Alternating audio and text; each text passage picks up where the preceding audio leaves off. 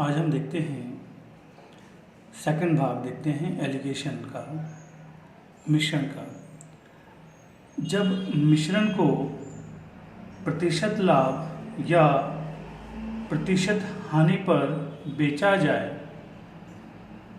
तो मिश्रण का क्रय मूल्य ज्ञात करना। मतलब इस बार आपको विक्रय मूल्य दे रखा होगा और आपको क्या पता करना है, क्रय मूल्य पता करना है, और इसके लिए आपको 2 बार लाभ या हानि का प्रतिशत भी मिश्रण पे दे रखा होगा।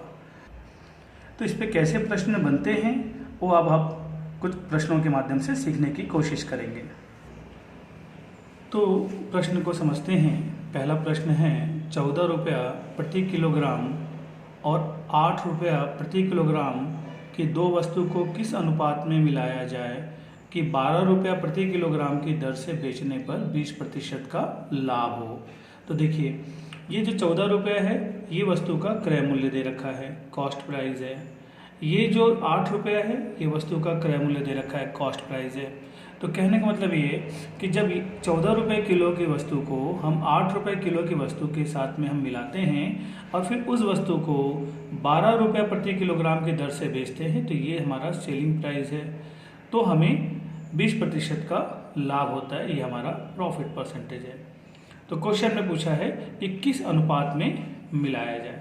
तो चलिए पहले हम समझते हैं कि 14 रुपया की वस्तु क्रय मूल्य की वस्तु, 8 रुपया क्रय मूल्य वाली वस्तु, दोनों को अगर आप मिला रहे हैं तो एक चीज़ याद रखिएगा, अगर ये कॉस्ट प्राइस है ये भी क्रय मूल्य कॉस्ट प्राइस है तो जब भी आप तुलना करेंगे तो यहाँ पे भी कॉस्ट प्राइस आना चाहिए। लेकिन इस बार आपको कॉस्ट प्राइस नहीं दे रखा है, इस बार आपको दे रखा है सेलिंग प्राइस। सेलिंग प्राइस कितना दे रखा है? सेलिंग प्राइस दे रखा है आपके पास में 12 रुपया। सेलिंग प्राइस कब? जब आपका प्रॉफिट कितना हो रहा है? 20% का हो रहा है। आपको क्या चाहिए? क्रय मूल्य चाहिए, क्योंकि क्रय मूल्य को ही आप यहाँ पे बना सकते हैं। देखिए, आप चाहें तो क्रय मूल्य को फॉर्मूले से निकाल सकते हैं, लेकिन मैं यही बार बार कह रहा हूँ कि फॉर्मूले से बचिए और क्वेश्चन को समझिए। क्रय मूल्य वही राशि होती है जो आपका 100% हम लेते थे। तो क्रय मूल्य हमेशा कितना हुआ? 100%। और 100% पे अगर 20% का मुनाफा हुआ तो विक्रय मूल्य कितना हुआ? 120%। यही हुआ ना। इसका मतलब तो यही है कि क्रय मूल्य का 120% जो है आप डायरेक्ट निकालेंगे तो किसके बराबर आएगा? वो आएगा विक्रय मूल्य के बराबर। तो आप यहाँ पे समझ गए कि क्रय मूल्य का 100% क्रय मूल्य, 20% प्रॉफिट। हमेशा प्रॉफिट और लॉस हमेशा क्रय मूल्य पे ही होता है। मैंने कहा पिछले वीडियो में आपको इसको बताया भी है अच्छे से। तो यहाँ पे ध्यान रखिए, क्रय मूल्य का 20% मतलब 120% हो गया। 120% जो है आपका क्या है? विक्रय मूल्य। विक्रय मूल्य अमाउंट में कितना दे रखा है? 12 दे रखा है। तो देखिए, आप यहाँ प्रतिशत को हटाइए, 100 नीचे लाइए, 100 के इधर ले जाइए, मल्टीप्लाई करिए तो आपका एक लाइन बढ़ेगा। तो आपकी कोशिश ये होनी चाहिए क्वेश्चन में कि आप क्या करें कि इस प्रश्न में कि क्रय मूल्य जब भी आपको निकालना हो, क्योंकि आपको पता है क्रय मूल्य 100% होता है, तो जो भी आपको निकालना हो उसको आप यहाँ डायरेक्ट लिख दीजिए। ठीक है, इससे क्या होगा? क्रय मूल्य की राशि अपने आप आ जाएगी, क्योंकि इधर भी परसेंटेज है, इधर परसेंटेज हो गया। अब कैलकुलेशन आप आसानी से कर सकते हैं। परसेंटेज कैंसिल हो गया, ये 12 का 12 भी कैंसिल हो गया। आपके पास में बचा कितना यहाँ पे? सिर्फ और सिर्फ 10। तो इसका मतलब हमारा जो क्रय मूल्य आया कितना रुपया आया? 10 रुपया आया। देखिए, इसको धीरे धीरे आपको मौखिक करना पड़ेगा, क्योंकि लाभ और हानि का एक स्टार्टिंग में तो आप है नहीं। लाभ और हानि का बेसिक तो मालूम ही है। स्कूल का फॉर्मूला लगाते तो फिर आप ये लगाते, cost price equal to selling price into 100 plus minus profit and loss upon में 100 अपॉन में plus minus profit and loss, ऐसे कुछ लगाते हैं तब जाकर के आपका आंसर आता है। तो हम चाहते हैं कि फॉर्मूला ना ही लगाएं आप क्वेश्चन में। क्वेश्चन को समझिए कि सेलिंग प्राइस क्या होता है, जिसमें कॉस्ट प्राइस में प्रॉफिट के साथ में आप इंक्लूड करके बातें करते हैं। तो चलिए, ये तो बातें हुई बेसिक लाभ हानि की, और इसको हमें आने वाले 2 क्वेश्चनों में समझने की कोशिश भी करेंगे। तो चलिए क्वेश्चन बनाते हैं। मैंने क्या बोला? अगर यहाँ कॉस्ट प्राइस है तो यहाँ पे हम सेलिंग प्राइस नहीं लिखेंगे। यहाँ पे ये जो जगह होता है ये होता है हमेशा क्रय मूल्य के लिए, कॉस्ट प्राइस के लिए। तो कॉस्ट प्राइस यहाँ पे भी आ गया। अब आप आराम से देखिए, डिफरेंस देखिए, 10 में से 8 गया तो कितना बचा? 2। और यहाँ पे 14 में से गया तो कितना बचा आपके पास में? 4। देखिए, ये चीज़ें अगर आपको समझ में नहीं आ रही है तो इसके पिछले वीडियो में मैंने इसके बारे में पूरा अच्छे से समझाया है, और आप इसका लिंक जो है डिस्क्रिप्शन बॉक्स में भी हमारा देख सकते हैं। तो रेशियो में कन्वर्ट करेंगे तो ये आपके पास में कैंसिल होगा और आपका आंसर कितना आ जाएगा 1:2। मतलब इस क्वेश्चन का जो आंसर है वो है 1:2। इसको और अच्छे समझने के लिए हम एक और क्वेश्चन लेते हैं। इस क्वेश्चन को पढ़ते हैं। 42 रुपये प्रति किलोग्राम वाले चावल को 24 रुपये प्रति किलोग्राम वाले चावल के साथ किस अनुपात में मिलाया जाए कि उसे 40 रुपये प्रति किलोग्राम बेचने पर 25% का मुनाफा हो जाए। तो यहाँ पे फिर से आपके पास में बेचने पर मुनाफा की बात हो रही है। मतलब पहला चावल क्या रेट का है, 42 रुपये प्रति किलोग्राम का है। दूसरा चावल कितने का है, 24 रुपये प्रति किलोग्राम का है। दोनों को मिलाने पे कितना रुपए आपको पड़ रहा है, क्रय मूल्य कितना है ये आपको नहीं बताया है। क्रय मूल्य डायरेक्ट ना बता करके आपको एक रिलेशन दे रखा है। क्या रिलेशन दे रखा है, सेलिंग प्राइस कितना दे रखा है 40 रुपये, प्रॉफिट कितना दे रखा है 25%। आपको क्या निकालना है, कॉस्ट प्राइस।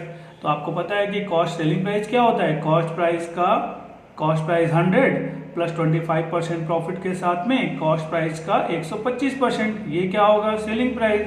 सेलिंग प्राइस कितना दे रखा है 40 रुपये दे रखा है। तो अगर आपके पास में सेलिंग प्राइस 40 रुपये दे रखा है तो कॉस्ट प्राइस कितना होगा, तो कॉस्ट प्राइस कितना होगा तो आप 100 से मल्टीप्लाई कर दीजिए। जो भी वैल्यू आएगी आफ्टर कैलकुलेशन वो कॉस्ट प्राइस का ही होगा। तो यहाँ पे अगर आप कैंसिल करते हैं तो ये 5 हो जाएगा, अगर 25 से करते हैं, और ये कितना हो जाएगा 4 हो जाएगा, और ये कैलकुलेट हुआ तो 8 हो जाएगा। तो 8 चौक कितना हो जाएगा 32। तो आपका कॉस्ट प्राइस कितना आया 32 रुपये आ गया। सेलिंग प्राइस और प्रॉफिट परसेंटेज दे रखा हो या लॉस परसेंटेज दे रखा हो तो कॉस्ट प्राइस को हम बिना फॉर्मूले के भी निकालने की कोशिश कर सकते हैं, और थोड़ी सी प्रैक्टिस करेंगे तो आसानी से निकल जाएगा। तो यहाँ पे हमारी कॉस्ट प्राइस आएगा 32 रुपये का। जब मैं इनका डिफरेंस देखता हूँ तो इनका डिफरेंस आ गया 8, और यहाँ पे जो डिफरेंस देखता हूँ ये आ गया 10। तो अगर मैं इसको कैंसिल करता हूँ तो ये आ गया आपके पास में 4 और ये आ गया 5। तो आपका जो आंसर है, जो आपका आंसर आ गया वो आंसर आ गया 4:5। बहुत ही सिंपल तरीके से आप क्वेश्चन देख सकते हैं। इसी को एक और क्वेश्चन से समझते हैं।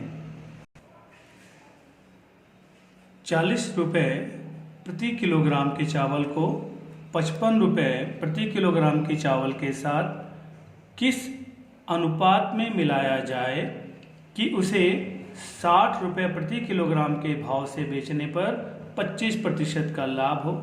तो चलिए, आपको पहले हमको पता है कि भाई कॉस्ट प्राइस दे रखा है, कॉस्ट प्राइस दे रखा है, और यहाँ पे सेलिंग प्राइस दे रखा है। तो इस सेलिंग प्राइस से कॉस्ट प्राइस निकालते हैं। पहले सेलिंग प्राइस कितना दे रखा है, वो दे रखा है 60 रुपया।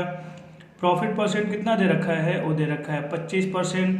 तो कॉस्ट प्राइस कितना होगा वो कैसे निकालेंगे, 25% प्रॉफिट के साथ में सेलिंग प्राइस कितना 125%। ये हो गया selling price. Selling price cost price का 125% सेलिंग प्राइस के बराबर। वैल्यू कितना दे रखा है सेलिंग प्राइस का 60 दे रखा है। आपको निकालना क्या है, कॉस्ट प्राइस निकालना है।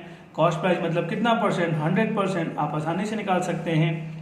जब आप 25 से कैलकुलेट करते हैं तो कितना हो जाएगा, 5 बार जाएगा। 25 से 4 बार जाएगा, और 5 से कितने बार जाएगा, ये 12 बार जाएगा। तो कॉस्ट प्राइस की वैल्यू आपके पास में कितना हो गया, 12 चौक कितना हो गया आपके पास में 48। तो पहला तो कोशिश किया हमने कॉस्ट प्राइस निकालना। अगर आपसे अभी भी कॉस्ट प्राइस निकालते जब नहीं पा रहा हो तो आप बेसिक फॉर्मूले से भी कॉस्ट प्राइस निकाल सकते हैं, जहां सेलिंग प्राइस दिया हो और प्रॉफिट परसेंटेज भी दे रखा हो। तो कॉस्ट प्राइस आसानी से आप फॉर्मूला लगा के भी निकाल सकते हैं। लेकिन मैं बार बार यही कहूँगा कि कोशिश करिए डायरेक्ट समझने की, जिसमें आपको फॉर्मूला ना लगाना पड़े। एक समय ऐसा आ जाए कि 125% डायरेक्ट 60 के बराबर है तो 100% किसके बराबर, सिंपल बना सकते हैं आप। तो चलिए अब हम अपने क्वेश्चन पे वापस आते हैं। 40 रुपये प्रति किलोग्राम की चीज़ थी, एक 55 रुपये प्रति किलोग्राम की चीज़ थी। जब आपने दोनों को मिलाया तो उसका क्रय मूल्य कितना है, 48 रुपये। यही है क्रय मूल्य। उसके बाद आप कैसे करते थे, दूसरी वस्तु और औसत का डिफरेंस निकालते थे। दूसरी वस्तु और औसत का अगर आप डिफरेंस निकालेंगे तो यहाँ पे डिफरेंस आएगा 7, और यहाँ पे अगर आप डिफरेंस निकालेंगे तो डिफरेंस आएगा 8। तो यहाँ कुछ कटने वाला तो है नहीं, तो आपका जो भी अनुपात पूछा है वो आपका आंसर आ गया। इसका मतलब है आपका आंसर कितना हो गया, आपका आंसर हो गया 7:8। सिंपल तरीके से आप इस टाइप के क्वेश्चन बना सकते हैं, जहाँ पर मिश्रणों का विक्रय मूल्य दे रखा हो और आपसे उसका अनुपात पूछ रहा हो। ऐसे प्रश्नों को आप आसानी से यहाँ पे बना सकते हैं।